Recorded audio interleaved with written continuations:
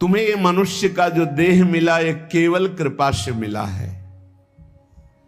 विशेष कृपा ये हो गई कि मनुष्य देह में तुम्हें सत्संग मिल गया। नहीं, कितने लोग हैं इस समय, कितने लोग सत्संग सुन रहे हैं? विचार करके देखो। 135-40 करोड़ जनसंख्या हमारे भारत की ही है।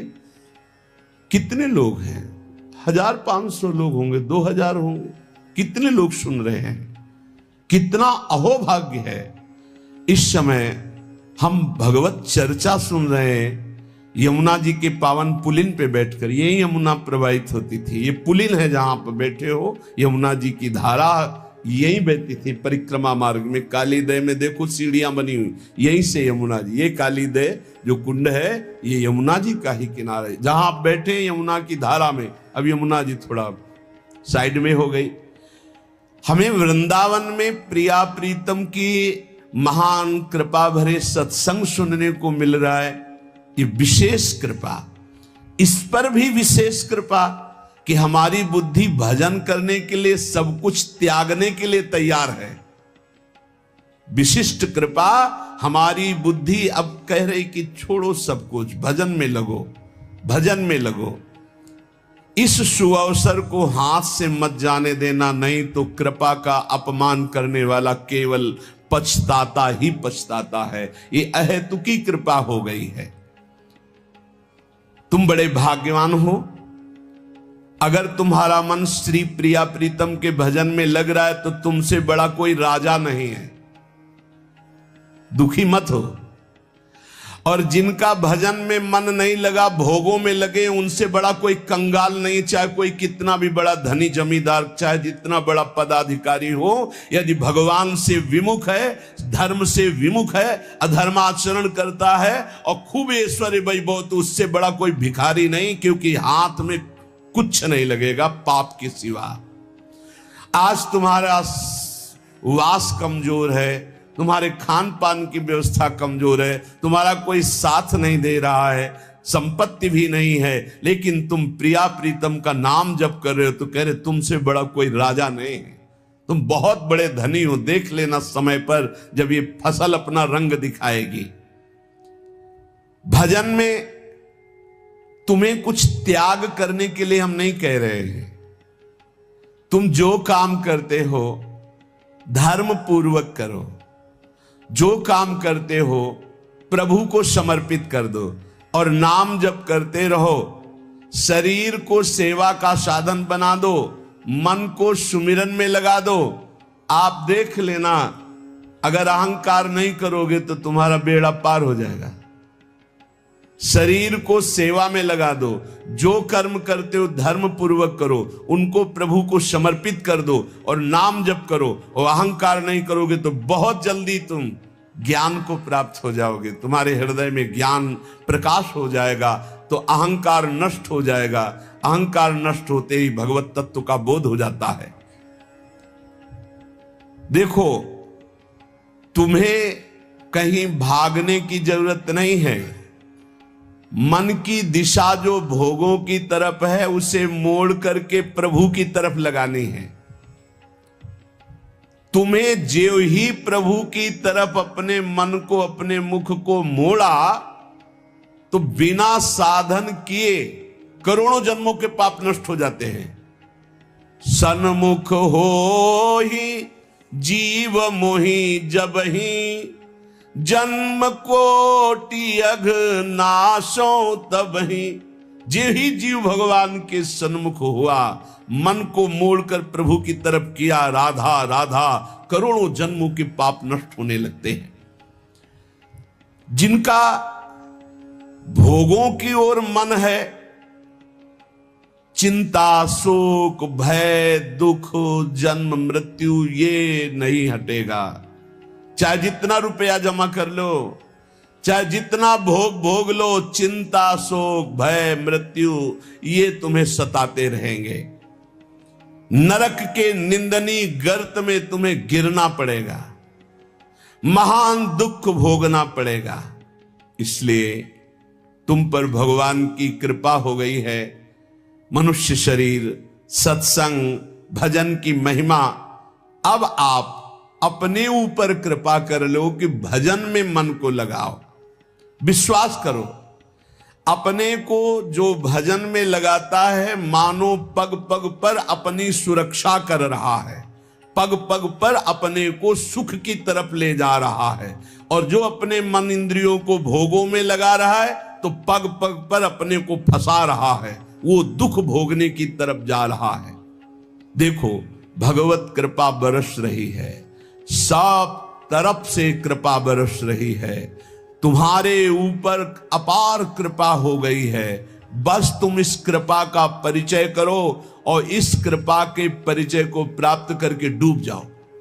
हमारे ऊपर अपार कृपा श्री जी की। भगवत प्राप्ति के लिए ये बहुत अनिवार्य है कि इस कृपा का आदर करो। जो जो आपके ऊपर कृपा हुई उसको वर्ण करो। कितनी कृपा। ये देखो, वृंदावन में बैठ करके भगवत चर्चा, कथन, श्रवण, नाम कीर्तन, पद गायन, संत दर्शन, भगवत दर्शन, कितना सौभाग्य। जगत को सुधारने वाली बात भी अपने मन में मत लाओ। तुम ठेकेदार नहीं हो जगत के, पहले तुम सुधरो तब बात समझ में आएगी। तुम्हारा सुधार हुआ कि जगत को सुधारना नहीं, ये सब भगवत स्वरूप है। पहले तुम सुधरो। और प्रायः ये होता है कि हम जगत सुधारने की बात, जहां थोड़ा परमार्थ बना तो हम दूसरों को सुधारने की बात सोचने लगते हैं।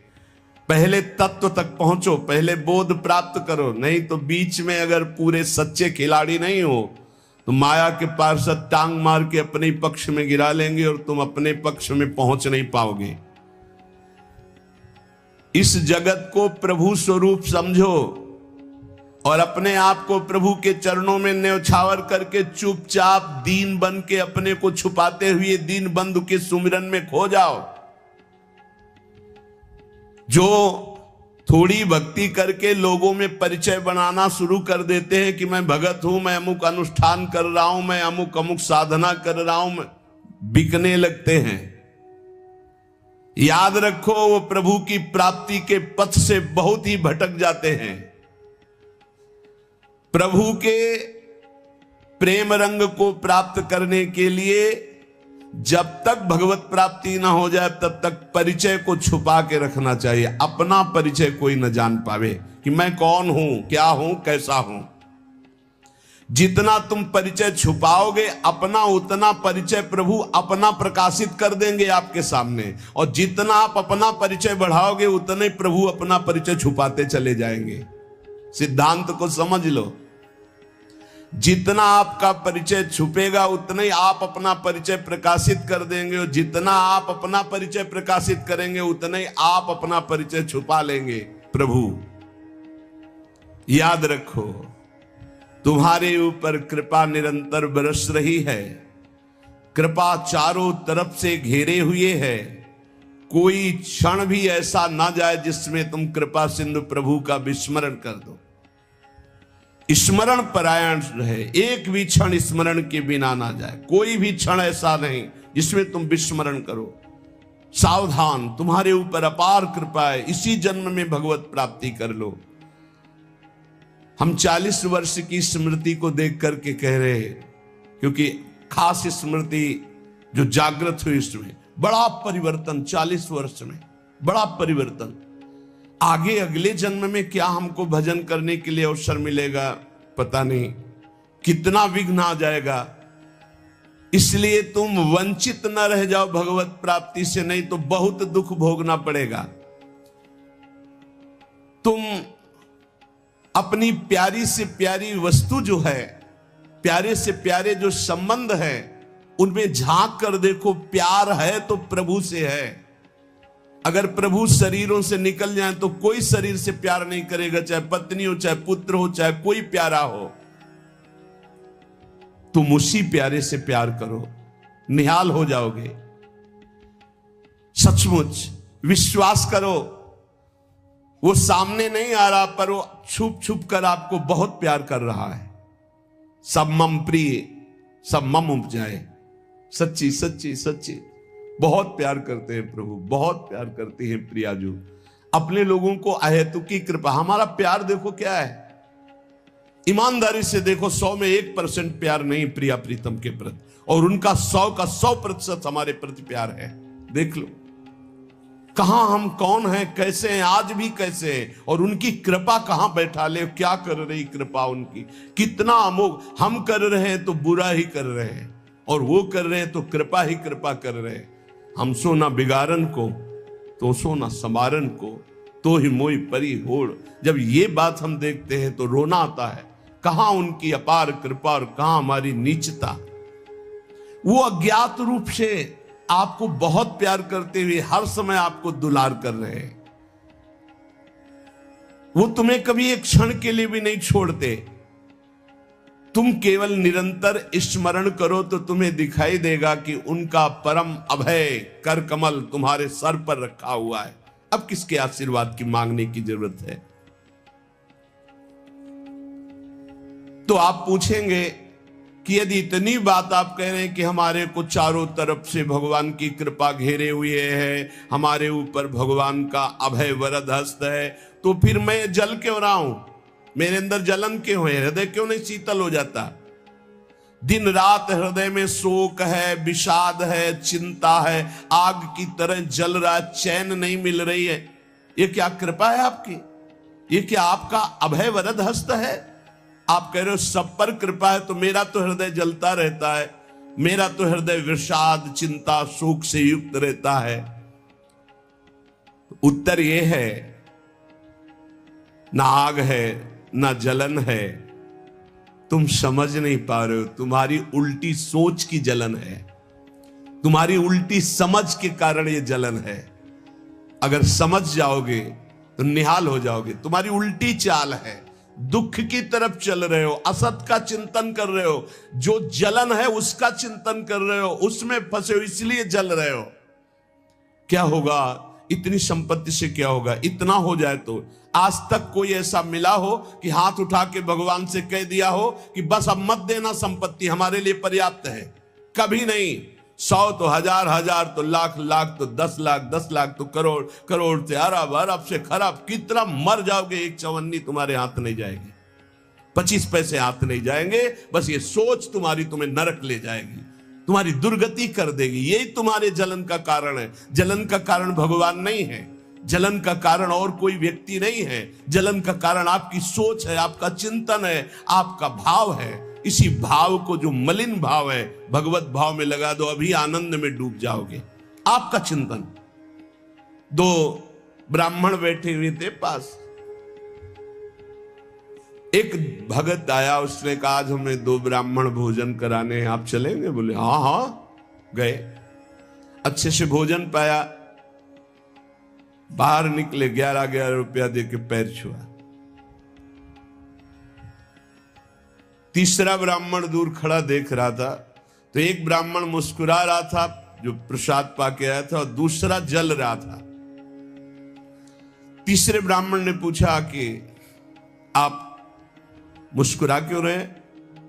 तुम कहा यार आज तो भोजन की भी व्यवस्था नहीं थी, भगवान ने कितनी कृपा की, भोजन भी मिला, 11 रुपया दक्षिणा मिली। दूसरे का आपका चेहरा उदास है, आप जलन से युक्त क्यों है? ले यार हमने सोचा था 51 रुपया देगा, 11 दिया, तो 40 का तो घाटा हो गया ना, इसलिए चल रहा हूं। अब उसमें बोलो भगवान की क्या कमी है? भगवान ने दोनों को भोजन दिया, 11 दक्षिणा दी, उसका भाव उसको जला रहा है, उसका चिंतन उसको जला। एक खुश है कि भोजन भी मिला, 11 रुपया मिले, एक नाराज है, जल रहा है कि 51 तो देता, 40 का घाटा हो गया, हृदय में जल रहा है। ये जलन, ये शोक, ये चिंता, ये विषाद तुम्हारे चिंतन से है, तुम्हारी गलत दिशा से है, तुम्हारे गलत आचरणों से। भगवान की कृपा आप पर है, पर आप गलत दिशा जा रहे हैं, आप गलत चिंतन कर रहे हैं, आपका गलत भाव है, इसलिए आप शोक विषाद चिंता भय आदि में हैं। तुम्हारा ज्ञान अज्ञान ही है, क्योंकि तुम दुख को सुख मानकर भोगने के लिए दुख की तरफ जा रहे हो। इस संसार में जिसको कहीं कुछ भी अच्छा लग रहा है, कोई भोग, कोई व्यक्ति, कोई उत्पाद, कोई वस्तु, वो अज्ञान ही है। दुखालयम शाश्वतम बोर्ड लगा दिया भगवान ने। यहां नाशवान सब कुछ है, जो कुछ भी आपके पास है, और सब दुख देने वाला है परिणाम में। परिणाम में, वर्तमान में तो तुम्हें सुखद लगेगा, लेकिन परिणाम में दुख देने वाला यहां सब कुछ है। जो दिखाई दे रहा है वो है नहीं, जो है वो दिखाई नहीं दे रहा। यही माया का कार्य है। इसलिए तुम्हारी सुख की कामना तुम्हें दुख दे रही है। तुम्हारे हृदय में जो ये भाव बैठ गया है कि हम रुपया से, पद से, भोगों से, नाना प्रकार की सामग्री अगर हम मन चाही मिल जाए तो मैं सुखी हो जाऊं, कभी सुखी नहीं होगे। अगर मिल भी जाए तो कभी सुखी नहीं हो सकते, क्योंकि तब लग कुशल न जीव को सपने हु मन विश्राम, जब लग भजत न राम को शोक धाम तज काम। जब तक शोकों के धाम, कामनाओं का त्याग कर भगवान का भजन नहीं होगा, तब तक शांति नहीं मिल सकती स्वप्न में भी मन को। ये जो सृष्टि दिख रही है ये ऐसी है नहीं, ये अविद्या के कारण दिख रही है। ये ब्रह्ममय है, ये भगवत स्वरूप है। भगवान गीता जी में कह रहे हैं वासुदेवा सर्वमिति सा महात्मा सुदुर्लभा। जो महान आत्मा ऐसा देखता है कि सब भगवान, केवल भगवान, पूरे के पूरे भगवान, मत्ता पर तरब नान्यत किंचिदस्ति धनंजय, किंचन मात्र कुछ और नहीं, वो भगवान की कृपा से परमानंद में डूबता है। चलो, यदि तुम नहीं सुधर सकते, नहीं छोड़ सकते, तो जो होता है होने दो। तुम नाम को पकड़ लो। तुम्हारे रोकने से न मन रुक रहा है, न इंद्रियां रुक रही, न बुरे आचरण रुक रहे हैं। छोड़ो, रोकने की बात छोड़ो, पकड़ो, नाम को पकड़ो। राधा राधा राधा। अपने आप घृणा ना हो जाए तो हमसे बता देना। अपने आप घृणा हो जाएगी, पक्का हो जाएगी। बड़े बड़े विषयी पुरुषों को ऐसी घृणा हुई कि जीवन में लौटकर कभी भोगों की तरफ नहीं देखा। जीवन में लौट करके ऐसे आसक्त भोगी पुरुष, और जिस समय नाम का कृपा प्रसाद चढ़ा तो लौट करके नहीं देखा उन भोगों की तरफ। तुम तो बस अपने मंगलमय प्रभु के चिंतन में चित्त को जोड़ दो, फिर देखो कैसा परिवर्तन होता है।